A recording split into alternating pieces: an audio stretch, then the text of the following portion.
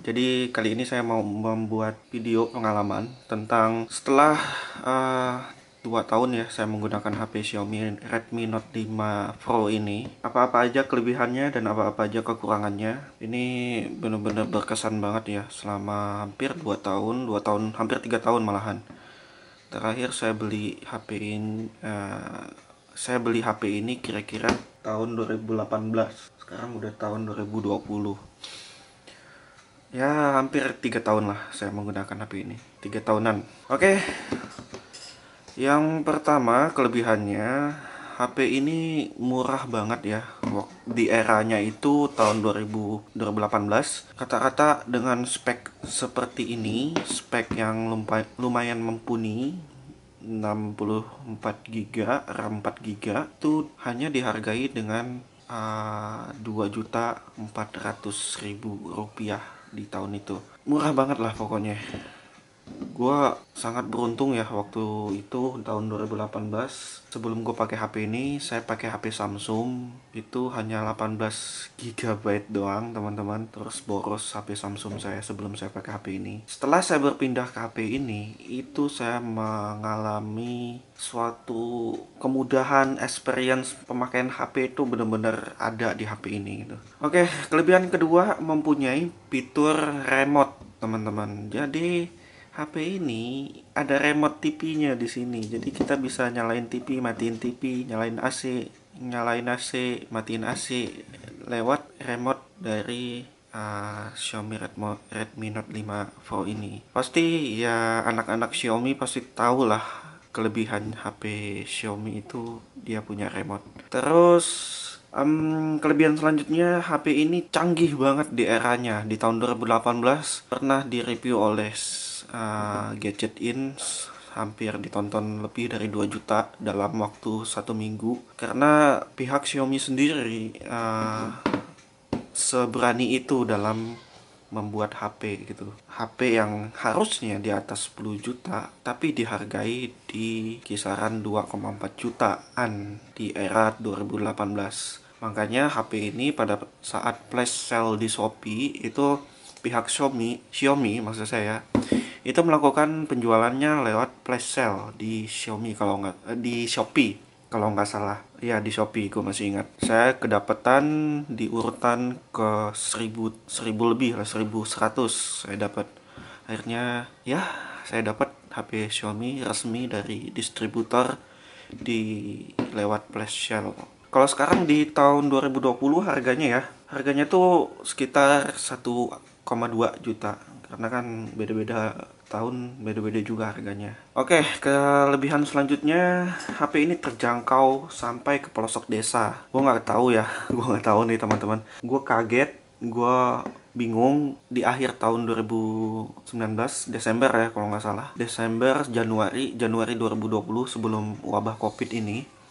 Jadi gue pulang kampung di daerah Kalimantan, pelosok loh. Anehnya teman-teman saya di sana menggunakan HP ini. Satu hal yang saya pelajari, jadi pihak Xiaomi ini menargetkan si HP ini bisa terjangkau sampai ke pelosok desa, ke kalangan manapun, kalangan menengah, kalangan bawah. Karena rata-rata spek tinggi itu dihargai dengan harga yang nggak masuk akal, misalnya 10 jutaan. Kan kalau di era 2018 itu ya, 64 GB, RAM 4 GB itu udah sangat mahal tuh HP. Kalau nggak salah dulu Samsung S6 kalau nggak salah. Iya, Samsung S6 itu 4 GB, RAM 4 GB, 64 GB internalnya, penyimpanan internalnya 64 GB, itu harganya sekitar 9 jutaan. Dan di era itu juga, di masa itu juga, Xiaomi melakukan gebrakan yang sangat wow gitu dengan melaunching si HP ini. HP ini juga menjadi pertanda awal mulanya HP dengan spek tinggi tapi dengan harga terjangkau. Oke, kita lanjut. Kelebihan selanjutnya, baterainya awet banget teman-teman, awet banget nih. Kalau nggak salah ini 4000 mAh kalau nggak salah. Ini di tahun 2020 gua ngecas tadi jam 6 pagi gue cabut, ini jam 5 sore, ini belum habis nih.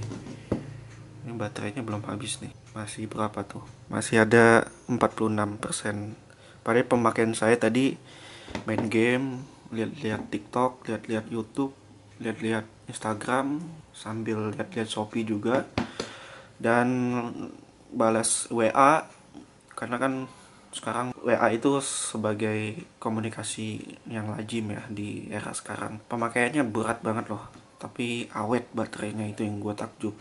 Beda banget waktu sebelum gue pakai Samsung sebelum HP ini. Oke, selanjutnya kelebihan selanjutnya HP ini speakernya bulat, bassnya tuh bulat banget loh. Nih ya, coba kalian dengar sendiri.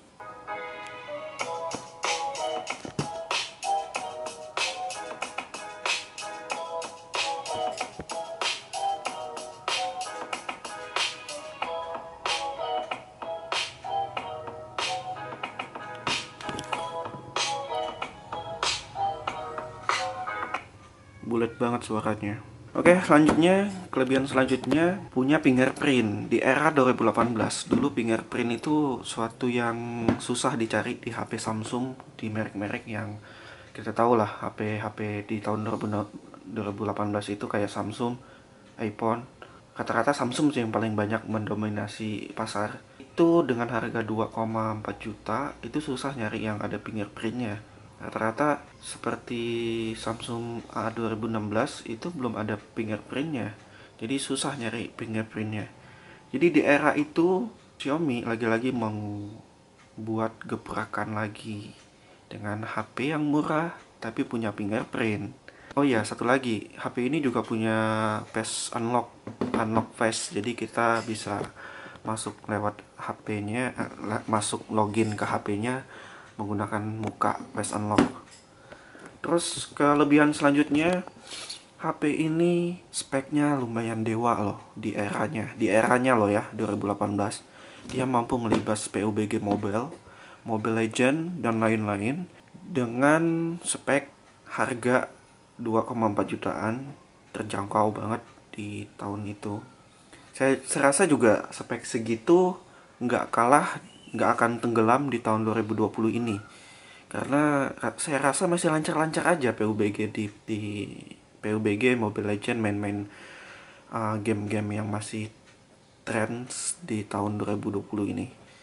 Kecuali kalau kita ingin streaming gitu ya, karena HP ini nggak punya fitur HDMI-nya.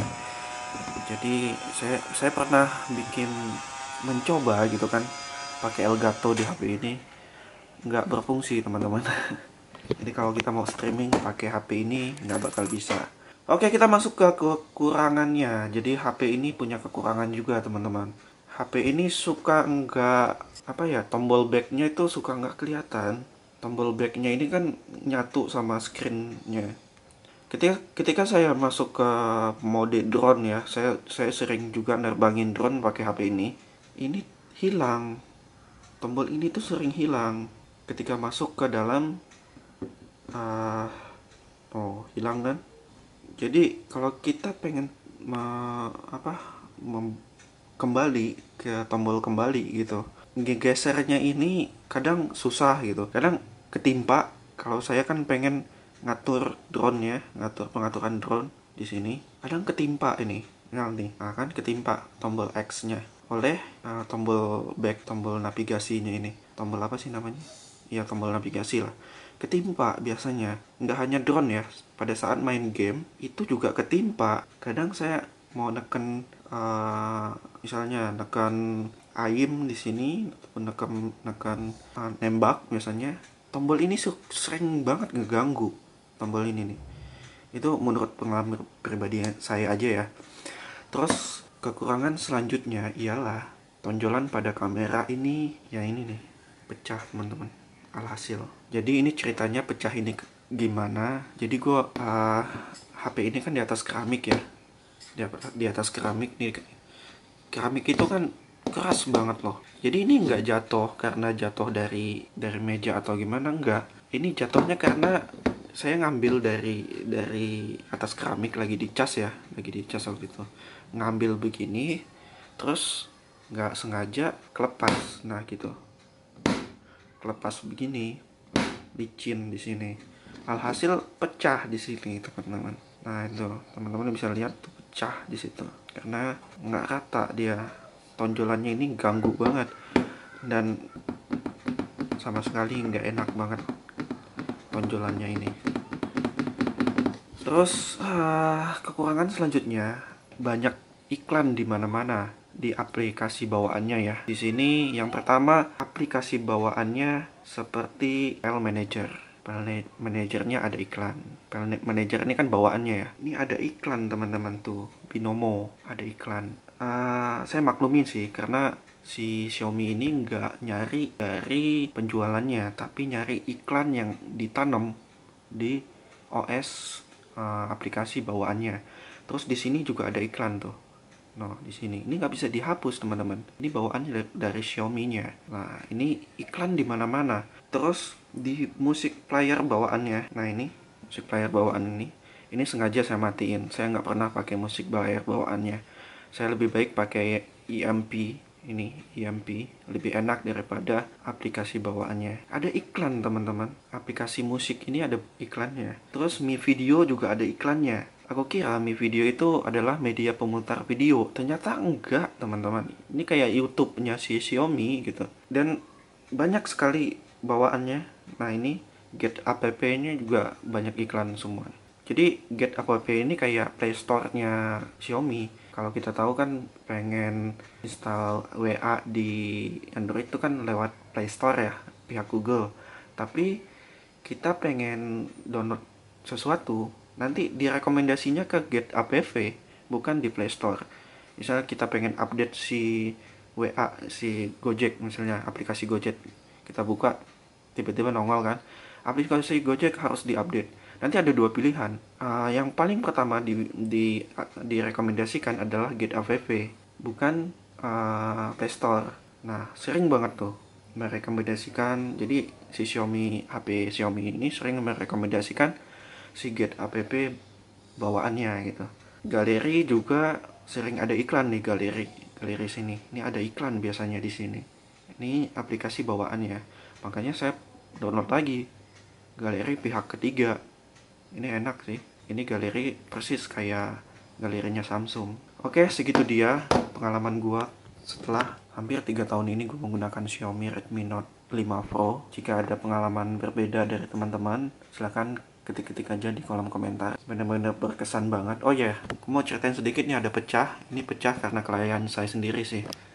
Gue nggak mau ngomongin karena itu nggak ada kategorinya, kelebihan dan kekurangannya nggak masuk, soalnya memang ya kelalaian saya sendiri, pemakaian sih. Setelah 3 tahun pemakaian banyak sekali rusak ya. Di sini satu, terus ini pecah, punya pecah, kameranya pecah maksud saya. Terus di sini ada sedikit lingkaran aneh gitu karena kan sering disentuh, sentuh. Nah gitu, fingerprintnya sering disentuh, jadi kayak ada bulutan aneh kayak gitu. Terus colokan SIM injektornya juga ada lecet ya, tuh ada lecet. Terus di bawahnya udah mulai banyak daki-daki gitu. Wajar sih pemakaian. Oke, thank you for watching. Jangan lupa subscribe, like, and share jika kalian suka dengan video pengalaman singkat saya ini. Jangan lupa subscribe, like, and share jika kalian suka dengan video ini, like, dan nantikan video saya selanjutnya. Bye bye.